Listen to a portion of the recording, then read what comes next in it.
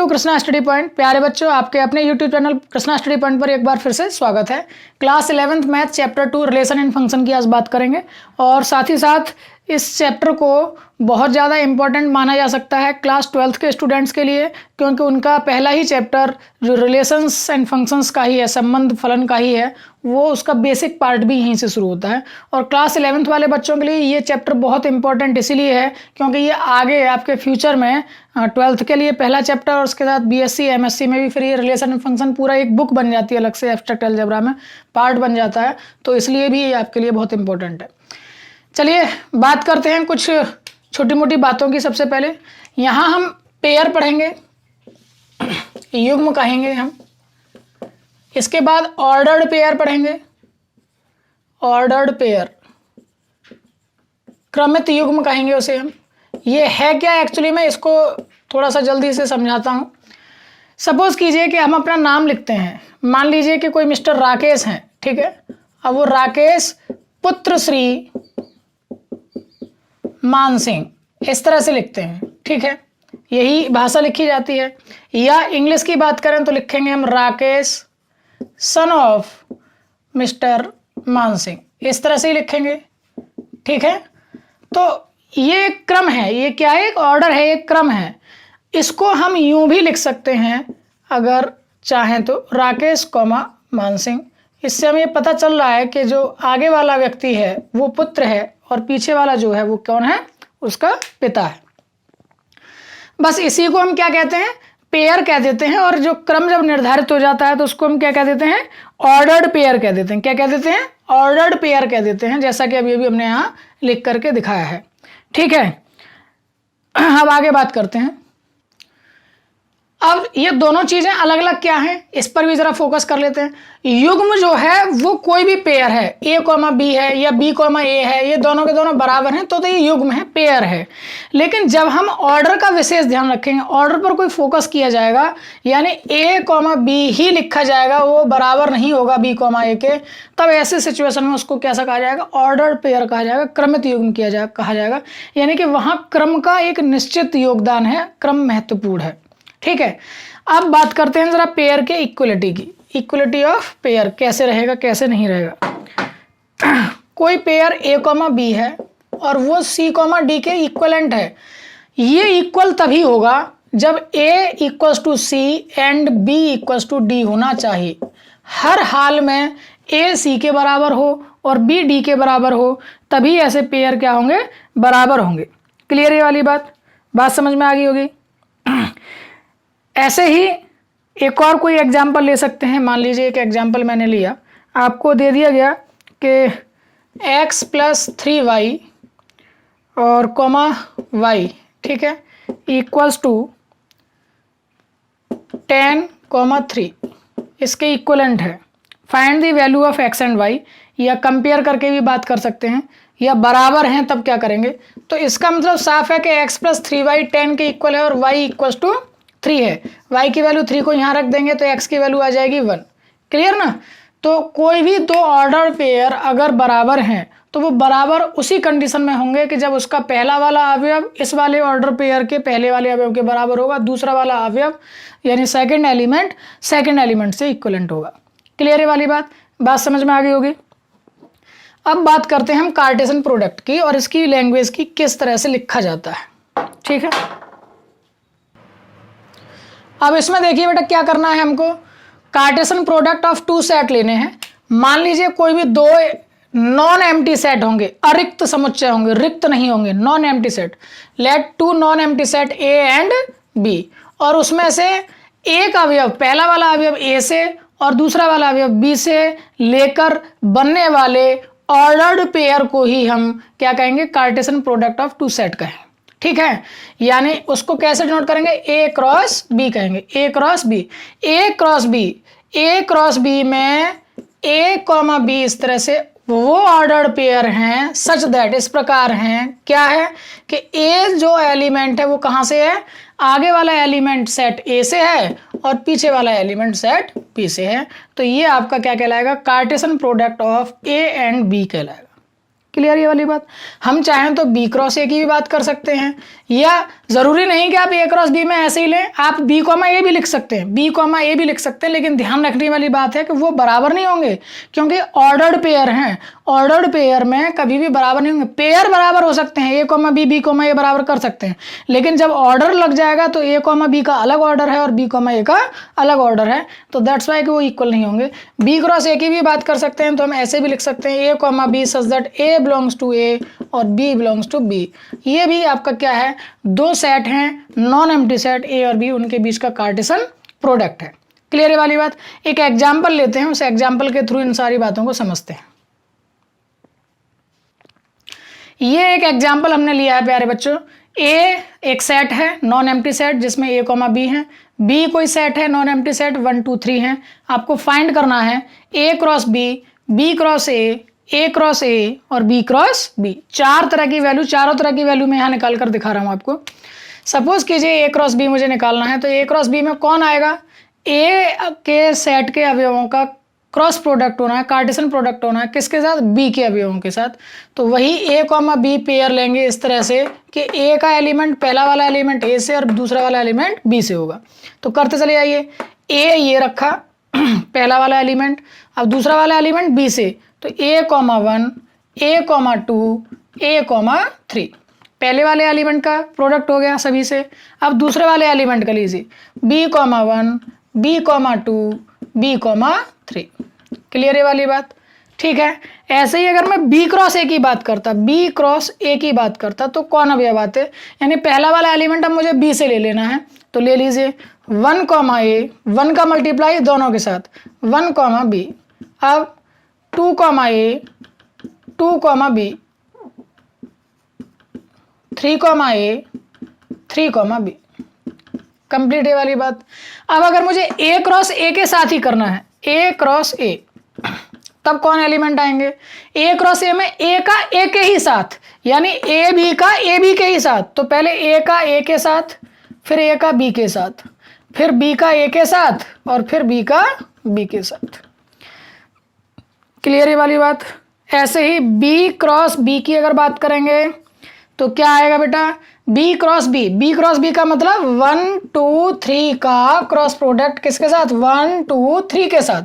तो पहले 1 का सम में, फिर 2 का सम में, फिर 3 का सम में, बस सिंपल सब क्रॉस प्रोडक्ट है। तो क्या क्या आएंगे बताइए जरा, 1 कॉमा 1 1 कॉमा 2 1 कॉमा 3, फिर 2 comma 1 2 comma 2 2 comma 3 3 comma 1 3 comma 2 3 comma 3। ठीक है, कह दो बात समझ में आ गई। तो इस तरीके से A cross B cross A cross A B cross B, ये आपने फाइंड कर लिए। क्लियर है वाली बात। अब आगे चलते हैं और कुछ थ्योरम्स के बारे में भी आपको बताता हूं मैं, ठीक है। अब देखिए बच्चों, एक बात आपने देखी, अब ये भी दो सेट थे हमारे पास। ए एक सेट था जिसमें ए और बी थे, बी एक सेट था जिसमें 1 2 3 थे। अगर मैं आपसे एन ऑफ ए की वैल्यू पूछूं तो एन ऑफ ए की वैल्यू है आपके पास 2, और एन ऑफ बी की वैल्यू बात करूं तो एन ऑफ बी की वैल्यू है 3।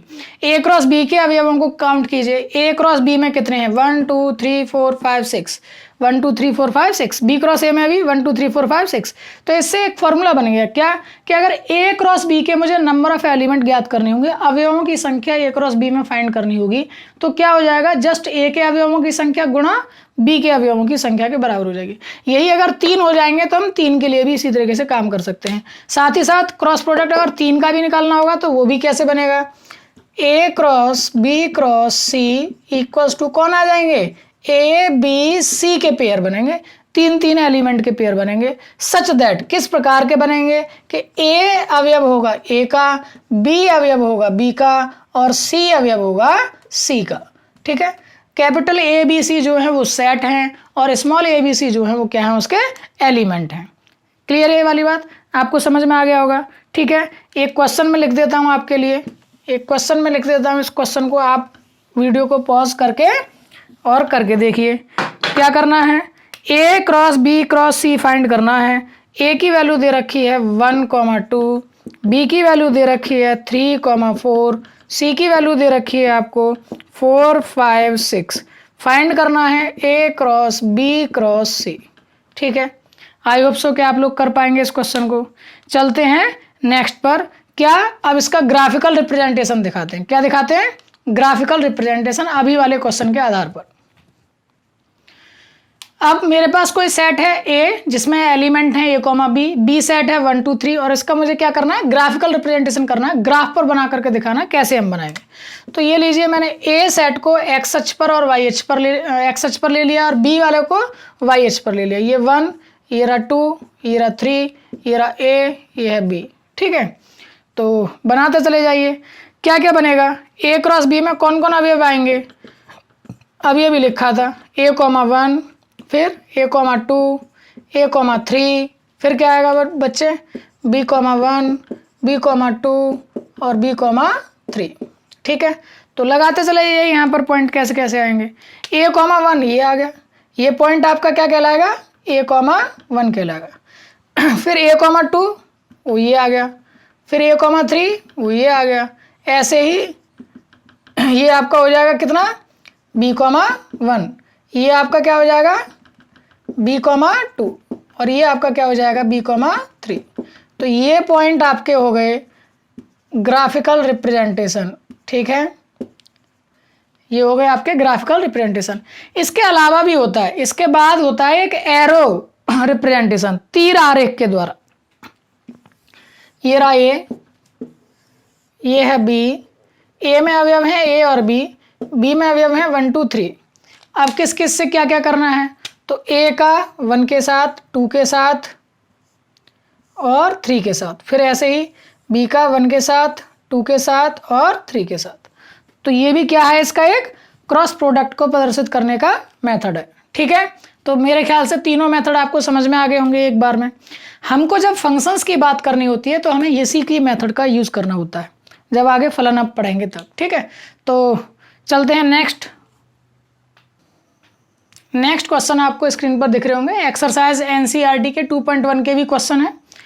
तो ये क्वेश्चन आगे पीछे हो सकते हैं क्योंकि मैं यहाँ नंबरिंग कुछ डालता हूँ, आपको ये क्वेश्चन उसमें मिल जाएंगे एक्सरसाइज में। कोई सेट ए है, उसमें -1 एलिमेंट दिए हुए हैं, ए क्रॉस ए फाइंड करना है, यानी कि 3 बार इसका कार्टेशियन प्रोडक्ट आपको फाइंड करना है। कैसे करेंगे? तो सबसे पहले मैं ए क्रॉस ए ही निकाल देता हूँ। बताइए ज़रा क्या क्या आएगा। -1,1 क्या? -1,1 के ही साथ मैंने यहाँ लिख लिया है थोड़ी देर के लिए, इसका इसी के साथ करना है। ठीक है, तो क्या क्या चीज़ें आएंगी ज़रा बताइए। -1 इंटू -1, फिर -1 इंटू 1, फिर 1 इंटू -1 और फिर 1 इंटू 1। ठीक है, ये आपके 4 हो गए। ठीक है, अभी क्या करना है? इसके भी साथ फिर एक और बार करना है मल्टीप्लाई।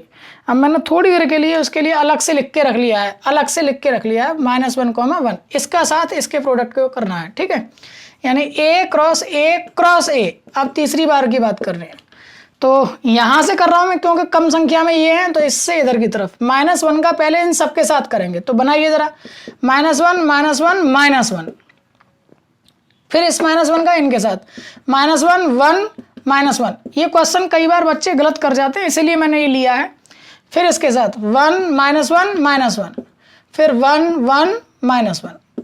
क्लियर? अब इसके बाद 1 का लीजिए, तो -1, -1, फिर -1, 1, 1, फिर 1, -1, 1 और फिर 1, 1, 1। क्लियर? तो ये आपका आ गया ए क्रॉस ए और इसमें नंबर ऑफ एलिमेंट भी आप बता सकते हैं कितने आएंगे।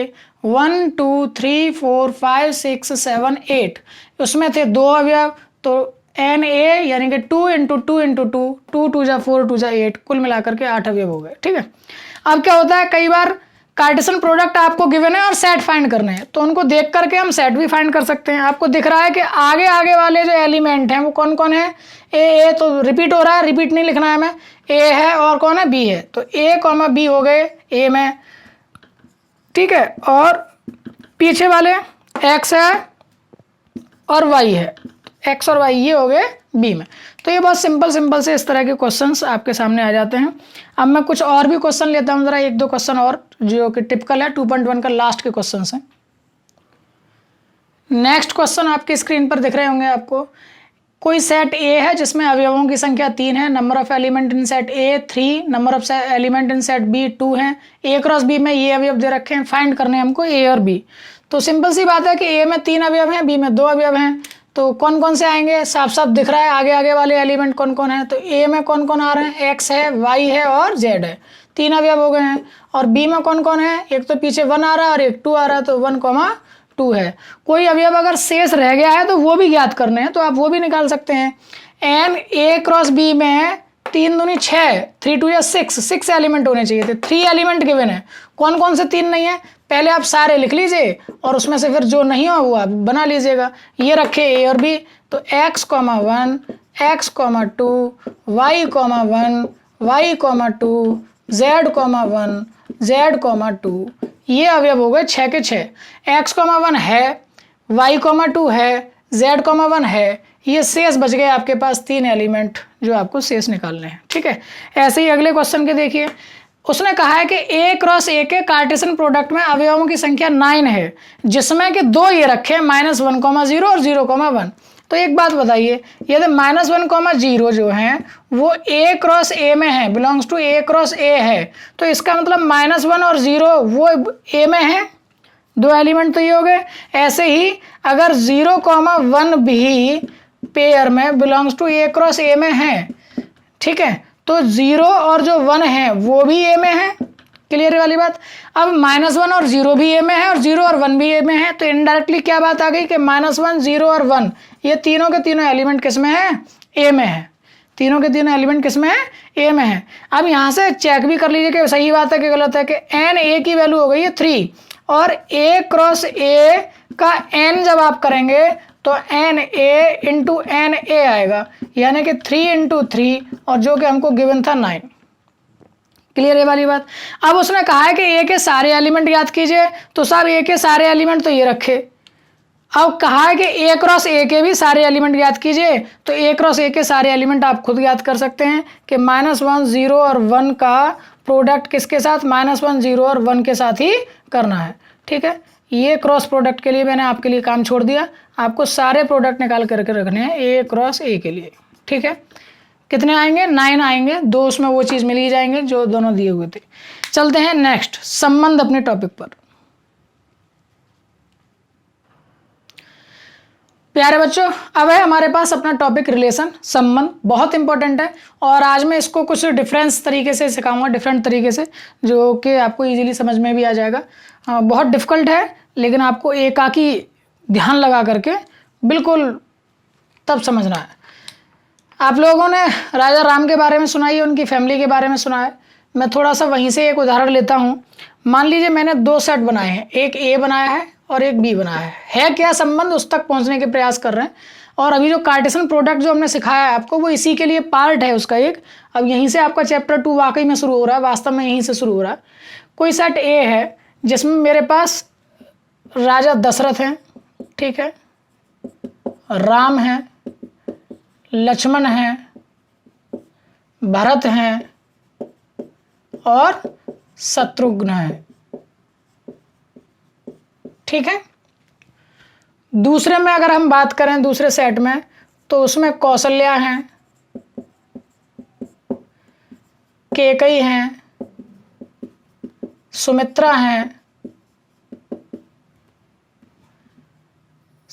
हैं, सीता हैं, उर्मिला हैं,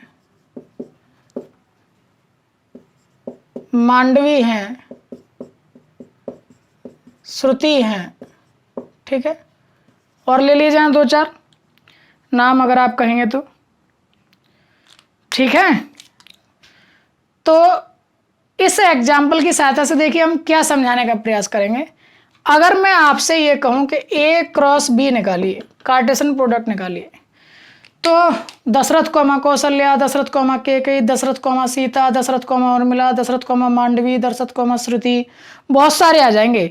यानी अगर मैं सीधा सीधा केवल एन ए क्रॉस बी की बात करूंगा, तो एन ए क्रॉस बी में 1 2 3 4 5 तो एन ए में है, 1 2 3 4 5 6 7 बी में है, तो 7 गुणा 5, 5 इंटू 7, 35 कार्टेशियन प्रोडक्ट इसमें निकल करके आएंगे। ठीक है, हमको बात रिलेशन की करनी है। अगर मैं रिलेशन की बात करूं, मान लीजिए आर कोई रिलेशन है और उस आर को मैंने कह दिया है कि पति का संबंध है, पति का रिलेशन है, ठीक है।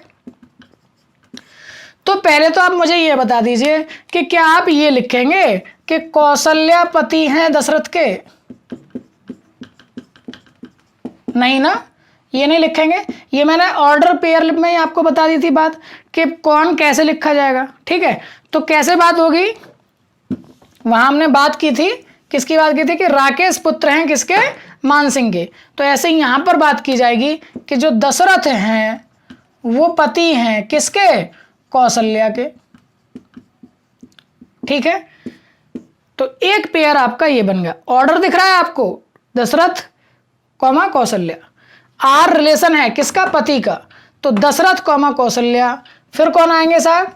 दशरथ कौमा केकई। अच्छे से समझना बेटा, एक बार में अगर समझ में आ गया तो फिर आगे दिक्कत नहीं आएगी। दशरथ कौमा सुमित्रा, ठीक है। अब क्या कर दिया जाए? दशरथ कौमा सीता? नहीं, कौन किससे कनेक्ट था उसी क्रम में आएगा, यानी कि राम पति हैं किसके? सीता के, ठीक है। राम पति हैं किसके? सीता के। फिर लक्ष्मण किसके हैं? उर्मिला के। फिर भरत किसके हैं? मांडवी के। और शत्रुघ्न किसके हैं? श्रुति के। ये एक बड़ा एग्जाम्पल मैंने लिया, लेकिन इससे काफी सारी चीजें आपकी क्लियर हो जाएंगी, ठीक है। अब आप मुझे बताइए क्या क्या और भी कोई ऐसा पेयर आप ढूंढ पा रहे हैं जिसमें रिलेशन पति का संबंध फुलफिल हो रहा हो किसी को भी किसी से? यानी यहां आपके पास ये जो कार्टेशियन प्रोडक्ट थे ये कितने थे? 35 थे, लेकिन वास्तव में आर में कौन हुए? आर में कितने आए? 1 2 3 4 5 6 7। केवल कितने प्रोडक्ट रह गए? 7 रह गए। केवल कितने पेयर आए हैं? 7 आए, जबकि वहां आपके पास कितने पॉसिबल हैं? 35 हैं। 35 में से भी केवल कितने लिए आपने? 7 लिए। इसका मतलब आर है क्या? रिलेशन है क्या?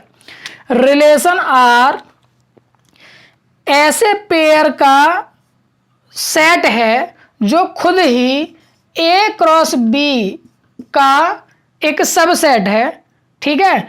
आर में कौन बिलोंग करेगा? ए कॉमा बी बिलोंग करेगा, और ए इस प्रकार से बिलोंग करेगा सच दैट कि ए कहां का मेंबर होगा? ए का। बी कहां का मेंबर होगा? बी का। और साथ ही साथ ए और बी आपस में ए रिलेटेड टू बी, ए का रिलेशन है बी से, इस बात को फुलफिल कर रहे होंगे। क्लियर है वाली बात? ये एक्चुअली डेफिनेशन है किसकी? रिलेशन की। आर कोई ऐसा सेट है जो खुद ए क्रॉस बी का सबसेट है, और उसमें कौन अवयव हैं? उसमें पेयर ए कॉमा बी है। और वो कैसे पेयर हैं कि उसका आगे वाला एलिमेंट ए सेट से, पीछे वाला एलिमेंट बी सेट से है, और वो सेट जो एलिमेंट का पेयर है वो आपस में एक दूसरे से रिलेटेड हैं, ए रिलेटेड टू बी। ये रिलेशन कुछ भी हो सकता है, कुछ भी हो सकता है, पिता का पुत्र से, पुत्र का पिता से, जैसा भी डिफाइन कर ले, आर को डिफाइन कर दिया जाएगा कि साहब ऐसा रिलेशन होगा, ठीक है। अब जरा एक फिजिकली एक क्वेश्चन देखते हैं किस टाइप के क्वेश्चन आएंगे। ये थ्योरेटिकल था। अगर इसी में मैं ये कह देता, सपोज कीजिए मैं अगर यहाँ पर इसी चीज को चेंज कर देता और यहाँ पर मान लीजिए ये कहता मैं कि पुत्र का संबंध है, ठीक है, या माँ का संबंध है, माँ का, ठीक है। आर जो है रिलेशन क्या है? माँ का संबंध है, माँ का संबंध। तो जरा बताइए, बेशक आर माँ का संबंध है, लेकिन ए क्रॉस बी प्रोडक्ट में, कार्टेशियन प्रोडक्ट में तो अभी भी 35 ही एलिमेंट आएंगे, लेकिन आर में कौन कौन से आएंगे? आर में केवल वो एलिमेंट आएंगे जो इस बात को दिखा रहे होंगे, क्या? कौशल्या कौमा राम, कौशल्या कौमा लक्ष्मण, समझ रहे हैं आप? कौशल्या कौमा भरत, कौशल्या कौमा शत्रुघ्न, फिर केकई कौमा राम, केकई कौमा, इस तरीके से कुल मिलाकर के 12 मिलेंगे। कितने मिलेंगे? 12। यानी कि कौशल्या माँ है राम की, कौशल्या माँ है लक्ष्मण की, इस तरीके से। अगर डेफिनेटली यहां पर भी मैं ये कह दूं कि सहोदर का ही संबंध हो केवल अपने ही उधर से, तो हम केवल किस किस को लेंगे? कौशल्या राम, केवल राम थे। फिर वहां सुमित्रा के लिए भरत और शत्रुघ्न 2 ये पेयर मिलेंगे, और केकई के लिए कौन मिलेंगे? सॉरी, ये गलत कह, लक्ष्मण और शत्रुघ्न, और केकई के लिए भरत। ठीक है, इस तरीके से आपको केवल फिर कितने मिलेंगे, कौशल्या का राम के साथ एक हुआ और केकई का भरत के साथ एक ये हुआ, 2 और 2 ये मिलेंगे। तो कुल मिलाकर के कितने मिलेंगे, 4। यानी आर में कुल अवयवों की संख्या होगी 4, जो कि खुद सबसेट होगा किसका, ए क्रॉस बी का। क्लियर है वाली बात। आर संबंध को चेंज करने पर ये चीजें आपकी चेंज हो जाएंगी।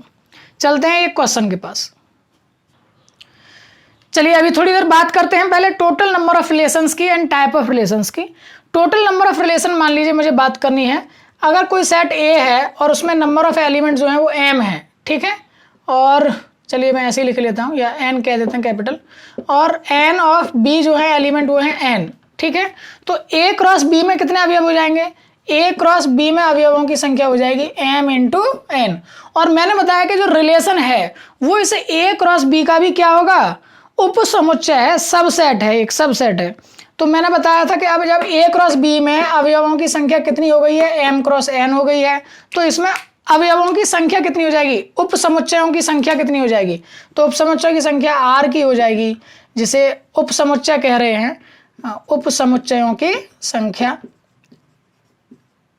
उपसमुच्चयों की संख्या कितनी हो जाएगी, फॉर्मूला आपको दिया गया था 2 की पावर m इंटू n, 2 की पावर mn। ठीक है, r में जो नंबर ऑफ एलिमेंट होंगे, टोटल नंबर ऑफ रिलेशंस जो निकल के आएंगे वो कितने आएंगे, जो mn अवयवों की संख्या वाले a क्रॉस b के उपसमुच्चयों की संख्या आएगी और वो कितनी होगी, 2 की पावर mn होगी। ठीक है, ऐसे टाइप ऑफ रिलेशन की बात करूं तो एम्प्टी या वॉइड रिलेशन सबसे पहला होता है और फिर यूनिवर्सल रिलेशन होता है। ये सबसे छोटा रिलेशन होता है कोई भी, और ये सबसे बड़ा रिलेशन होता है। क्या है, हम बात कर रहे हैं जब a क्रॉस b निकालते हैं तो उसका सबसेट एक फाई वो हमेशा होगा, फाई जो है वो हमेशा उसका क्या होगा, एक सबसेट होगा, उपसमुच्चय होगा।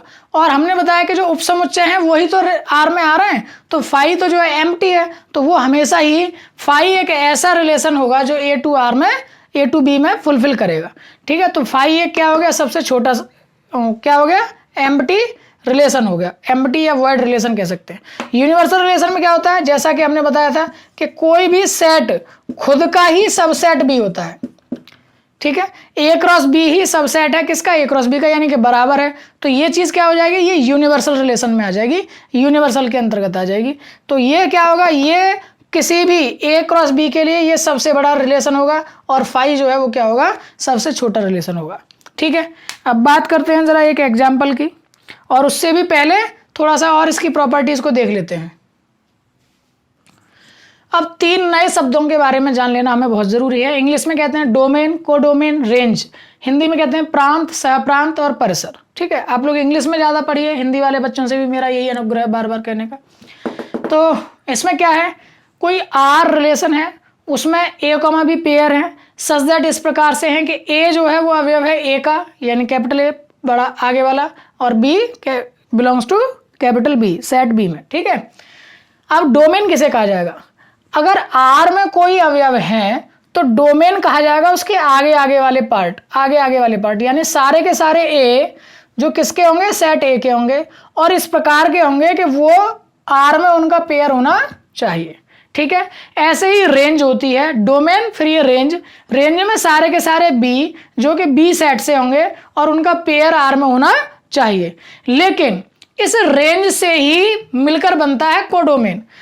कोडोमेन वो सारे के सारे एलिमेंट बी हैं जो किसमें होंगे, सेट बी से तो होंगे, लेकिन जरूरी नहीं कि वो आर का पार्ट हो, यानी वो खाली भी बचे हुए हो सकते हैं। ठीक है, अब एक एग्जांपल लेते हैं।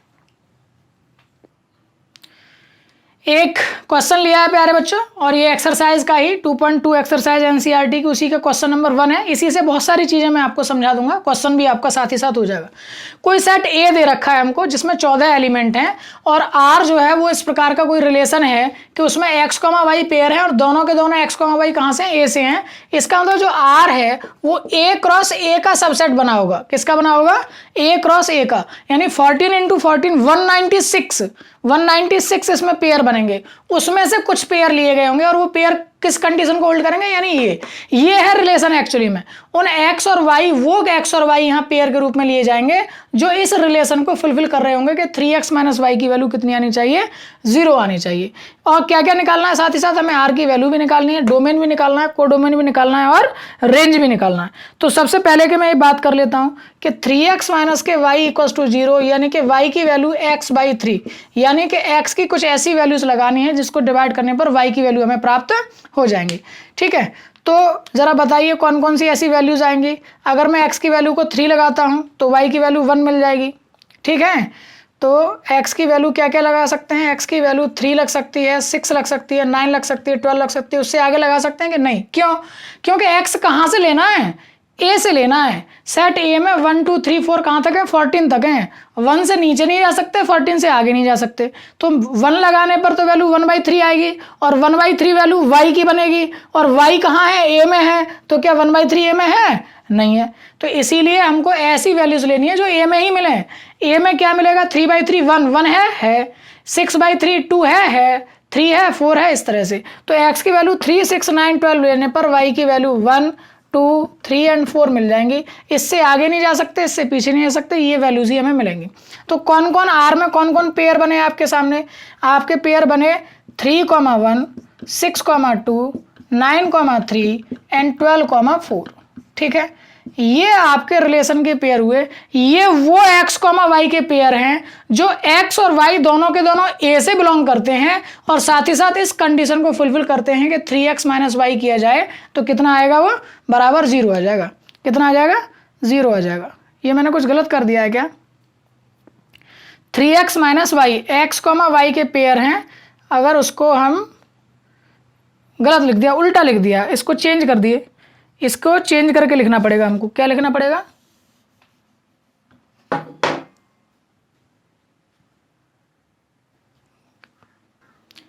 ये अब आपके सामने ठीक कर दिया है। ये एक्चुअली मैंने यहाँ गलत लिख दिया था, वहाँ x/3 लिख दिया था, y इजकल टू, एक्चुअली में x इजकल टू y/3 आएगी यहाँ से वैल्यू। ठीक है, अब ये क्या बनेंगे पेयर, 1,3 2,6। ये वो x एंड y के पेयर हैं जहाँ x और y दोनों की दोनों वैल्यूज जो हैं वो कहाँ से हैं, a से हैं, और साथ ही साथ इस कंडीशन को फुलफिल कर रही हैं कि 3x माइनस वाई की वैल्यू निकालेंगे हम तो 0 आएगा। आप कर लीजिए, इसका 3 टाइम्स करिए और -3 करिए, 0 आएगा। इसका 3 टाइम्स करिए फिर माइनस ये करिए, 0 आएगा। यानी ये वो आर की वैल्यूज आ गई। अब साथ ही साथ क्या चाहिए, आर आ गया, डोमेन चाहिए, रेंज चाहिए, कोडोमेन चाहिए। तो ध्यान देना, यहाँ कोडोमेन और डोमेन को अच्छे से समझिएगा, रेंज को भी। ठीक है, डोमेन ऑफ आर, इस आर में आने वाले सारे पेयर का आगे वाली वैल्यू वो डोमेन में आएंगी। क्या आएंगी, 1 2 3 एंड 4। ये इसका डोमेन पार्ट कहलाएगा, ये इसका क्या कहलाएगा, डोमेन। अब देखना जरा ध्यान से, रेंज कौन कहलाएगा, रेंज वो जो डोमेन जो एलिमेंट थे वो डोमेन के एलिमेंट किससे मैप हो रहे हैं, किसके पास जाके बात कर रहे हैं। तो कौन है वो, 3 6 9 एंड 12। तो 3 6 9 एंड 12 ये इसका क्या कहलाएगा, रेंज कहलाएगा, रेंज। अगर कोडोमेन की बात करूंगा मैं, कोडोमेन की बात करूंगा तो कोडोमेन में पूरा का पूरा सेट ए आएगा, पूरा का पूरा सेट ए आएगा। क्यों आएगा कि 1 से लेकर 14 तक की संख्याओं में से ही हमें चुनना है।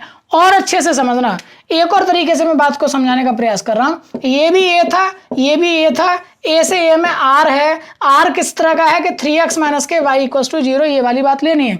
वास्तव में है क्या, एक्चुअली में 1 से लेकर के 1 2 3 4 5 एंड डॉट डॉट 14 तक यहाँ है, 1 2 3 4 एंड डॉट डॉट 14 तक ही यहाँ है।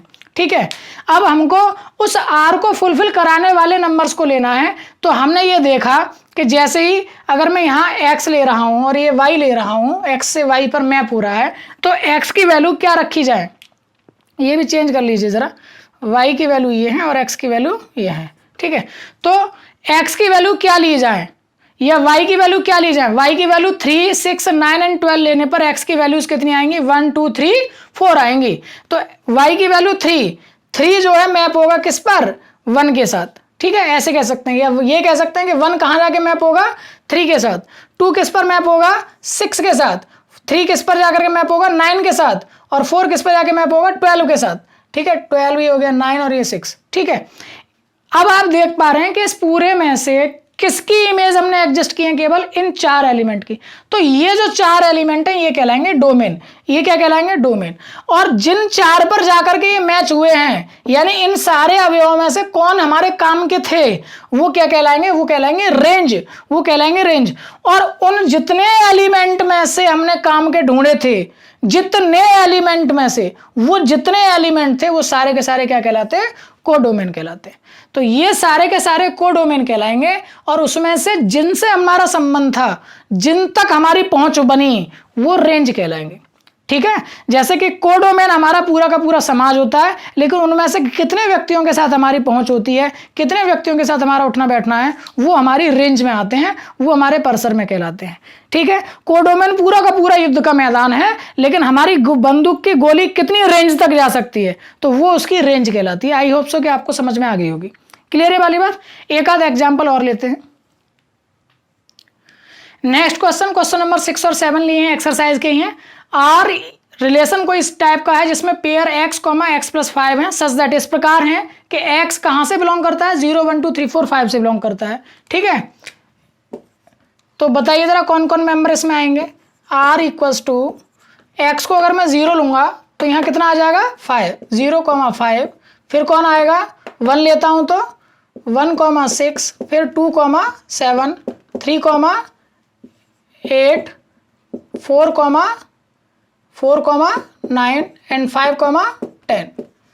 उससे आगे ले सकते हैं क्या, क्यों नहीं ले रहे, क्योंकि x की वैल्यू कहां तक ले सकते हैं, 5 तक ले सकते हैं। ये आ गई 5 की वैल्यू, और उसमें क्या प्लस कर देना, 5 प्लस कर देना हर बार। तो 5 प्लस करते हुए ये वैल्यू आ गई r में।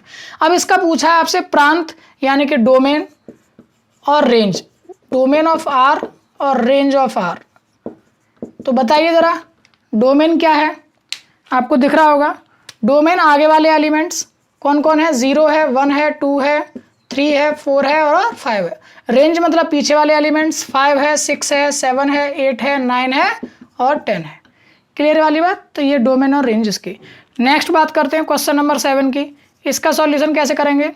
r equals to x, x³ pair दिए हैं और x कहाँ से है, 10 से कम अभाज्य संख्या है। तो जरा यहीं पर लिख लीजिए 10 से कम अभाज्य संख्या कौन कौन सी होती हैं, 2 है, 3 है, 5 है, 7 है। यही 4 हो सकती हैं, 2, 3, 5 और 7। तो कौन कौन से पेयर बनेंगे जरा बताइए। r इक्वल्स टू 2 का क्यूब 8, ठीक है। फिर कौन सा पेयर बनेगा, 3 उसका क्यूब 27, फिर 5 125 और 7 और 343। ठीक है, ये क्यूब हमने आप लोगों को याद कराने के लिए दिए हैं, ये वही है। अब इसका भी आपको क्या याद करना है, इसका पहले तो केवल इतनी ही बात निकली थी, रोस्टर फॉर्म में लिखना था। अगर इसका भी डोमेन की बात करेंगे तो कौन कौन आ जाएंगे, 2, 3, 5, 7। और रेंज की बात करेंगे तो 8, 27, 125, 343 आ जाएगा। क्लियर है वाली बात। अगर कोडोमेन की बात करूंगा तो कितना आ जाएगा, ये कहाँ से लिए गए, नेचुरल नंबर से लिए गए सारे नंबर। तो सारा का सारा नेचुरल नंबर क्या हो जाएगा, उसका कोडोमेन हो जाएगा। जिसमें से केवल हम किन लोगों का शिकार कर पा रहे हैं, 8 का, 27 का, 125 का, 343 का। तो ये आपके क्या आ जाएंगे, ये रेंज में आ जाएंगे। क्लियर है वाली बात। आई होप सो कि आपको ये समझ में आ गया होगा। इसके बाद नेक्स्ट वीडियो में इस चैप्टर को हम फिनिश कर लेंगे, उसमें केवल फंक्शन की बात करेंगे। ये संबंध की रिलेशंस की बात थी। और 12th वाले बच्चों के लिए ये वीडियो देखना बहुत ज़रूरी है। डिस्क्रिप्शन में मैंने पिछली वीडियोस के भी लिंक आपको दे दी हैं। सेट की सारी वीडियोस के लिंक आपको डिस्क्रिप्शन में मिल जाएंगे। साथ ही साथ बेसिक मैथ के साथ साथ ट्रिग्नोमेट्री के भी लिंक मिल जाएंगे। अभी एक चैप्टर हम शुरू करेंगे, एक तो कॉम्प्लेक्स नंबर शुरू करेंगे, ट्रिग्नोमेट्री बेसिक केमिस्ट्री के थ्रू चल रहा है, और आपका एक मैथमेटिकल इंडक्शन भी शुरू कर देंगे, गणितीय आगमन सिद्धांत भी शुरू कर देंगे। ओके, तो बने रहिए कृष्णा स्टडी पॉइंट के साथ। यूं ही चैनल को लाइक करते रहिए, सब्सक्राइब करते रहिए, शेयर करते रहिए। Thank you so much, bye bye.